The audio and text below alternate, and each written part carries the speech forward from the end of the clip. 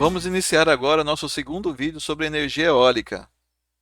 Falando um pouco de física, mas bem rapidamente, a energia que é acumulada no vento é devido à massa que tem o vento vezes a velocidade ao quadrado do vento. E a gente verifica por essa outra fórmula que a potência que o aerogerador consegue fornecer é proporcional à área que as pás têm, multiplicado pela velocidade do vento ao cubo. Então, quanto mais vento, maior vai ser a potência do meu aerogerador. Quanto maior a área que a minha pá abranger, maior vai ser a potência do nosso aerogerador. E o máximo de eficiência que a gente pode chegar nesse tipo de sistema é de 0,59.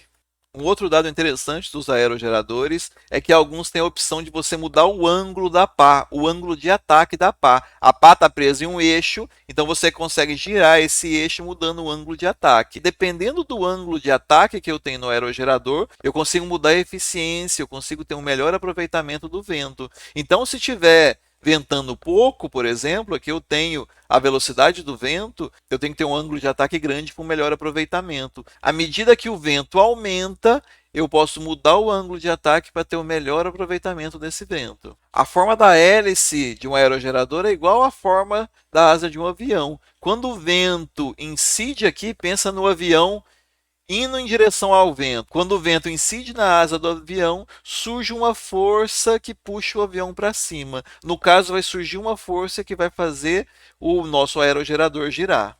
Aqui a gente tem o esquema de fornecimento de energia de um aerogerador. Como a gente viu, as hélices do aerogerador entregam energia para o eixo.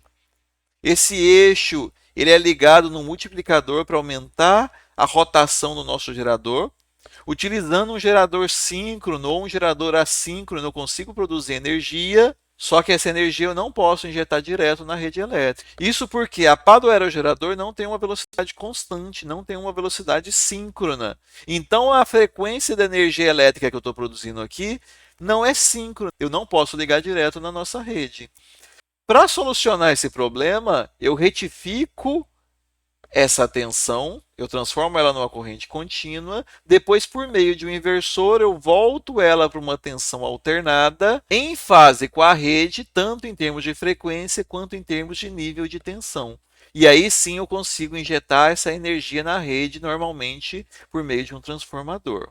E eu tenho dois subsistemas que são importantes no gerador eólico. O primeiro subsistema é o que muda o ângulo da pá do aerogerador, que eu acabei de explicar. Então, em função da velocidade do vento, ele vai colocar uma pá em um determinado ângulo para ter o máximo de performance, o máximo rendimento do aerogerador.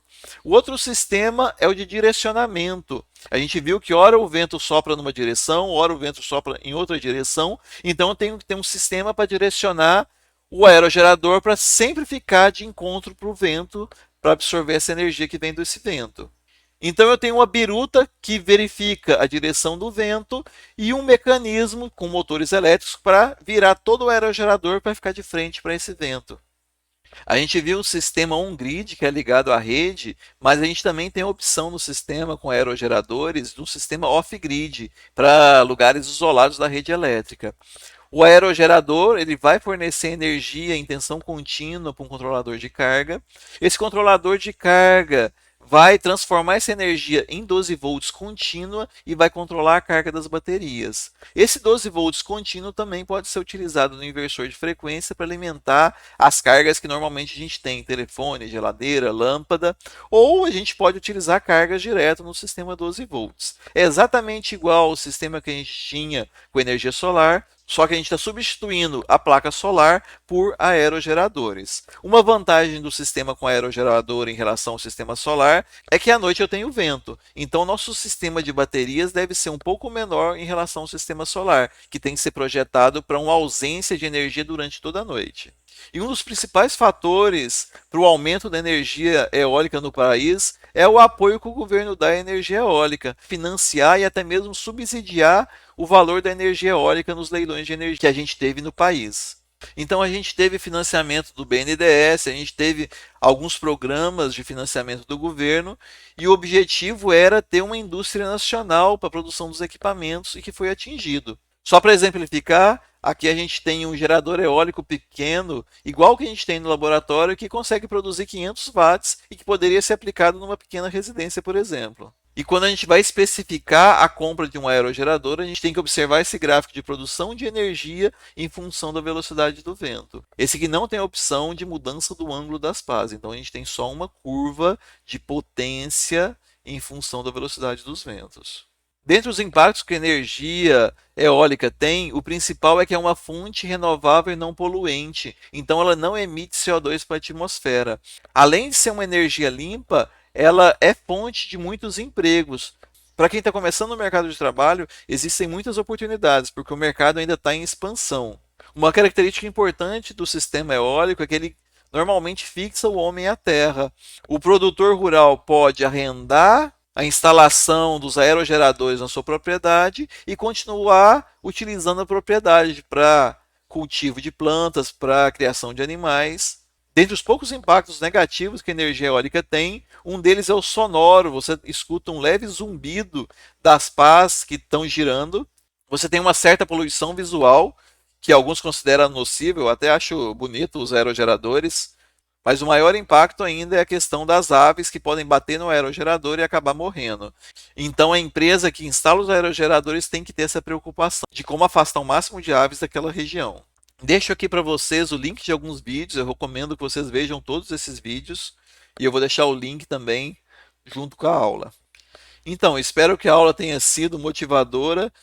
Infelizmente, se a gente pensar só na cidade de Volta Redonda, a gente não consegue aproveitar os ventos aqui na cidade, porque eles oscilam bastante. Ora venta demais, ora venta de menos ou praticamente não venta. Então, os maiores potenciais estão mais junto ao litoral e não aqui na cidade.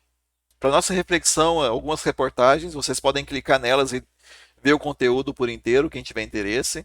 Aqui o Reino Unido, que quer ser um dos líderes mundiais na produção de energia eólica, e ele quer abastecer praticamente todas as casas com energia eólica nos próximos anos. O BNDES, para estimular a energia eólica, investiu mais de 100 milhões de dólares no setor. A Índia também quer investir bastante no setor de energia eólica e ela gera cerca de 63 mil empregos. Então deve ser um dos grandes países no setor de energia eólica nos próximos anos. E no nosso país já são mais de 19 mil empregos diretos com energia eólica. Então um potencial de empregabilidade muito alto o setor.